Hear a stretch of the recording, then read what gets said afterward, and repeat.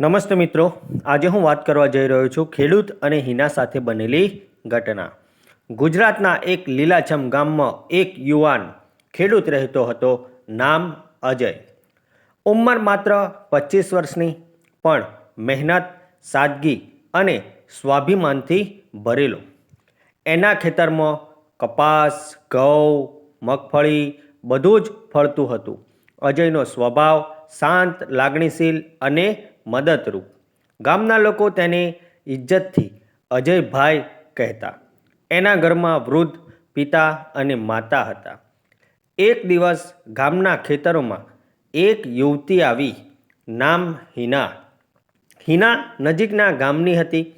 તેના પિતાના ખેતરોમાં મજૂરો ઓછા હોવાથી તે ખુદ મદદ કરવા આવતી.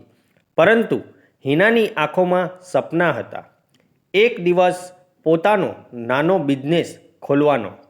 અજય પહેલી વાર હિનાને જોઈ ત્યારે એના મનમાં કંઈક નવી લાગણી જન્મી.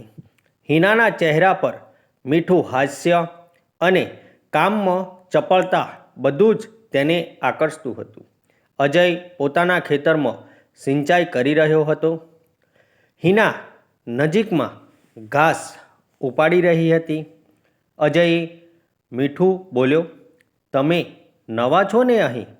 હિનાએ હસીને કહ્યું, "હા, પપ્પાને મદદ કરવા આવી છું." તે દિવસથી બંનેની વચ્ચે ઓળખાણ શરૂ થઈ. અજય હિનાને પાણી આપતો, ક્યારેક પાકેલા ફળો આપતો.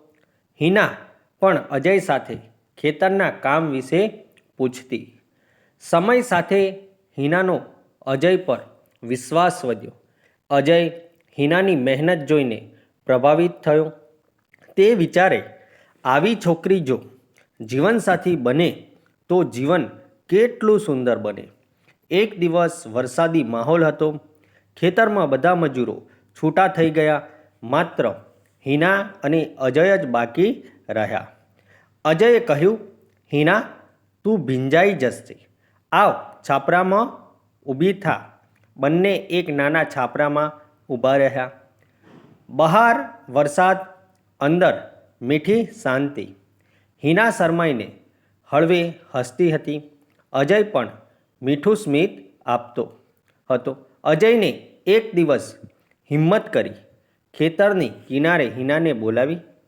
"હિના, તું મહેનતુ છે, સંસ્કારી છે. તું મારી સાથે રહી શકે તો મને આનંદ થશે. હું તને જીવનસાથી બનાવવા ઈચ્છું છું." હિના શરમાઈ ગઈ, પરંતુ તેની આંખોમાં ખુશીની ઝાંખી હતી. તે ધીમેથી બોલી, "અજય, તું મને સન્માન આપીને બોલ્યો છે. હું તૈયાર છું." અજય પોતાના માતા પિતાને લઈને હિનાના ઘરે ગયો.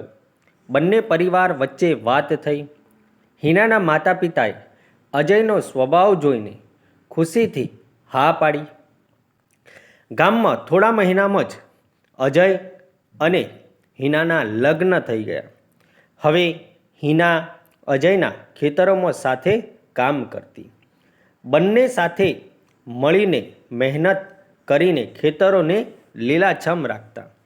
ગામના લોકો કહેવા લાગ્યા, "અજયે ફક્ત ખેતરો જ નહીં પણ પોતાની પ્રેમ કથા પણ લીલાછમ બનાવી." મિત્રો, આ વાર્તા જે છે એ કાલ્પનિક છે અને આમાં આવતા પાત્રો પણ કાલ્પનિક છે. આવા જ નવા નવા વિડીયો જોવા માટે અમારી ચેનલ સાથે બન્યા રહેજો. વિડીયોને શેર કરી દેજો અને ચેનલને સબસ્ક્રાઈબ કરજો. જય માતાજી મિત્રો.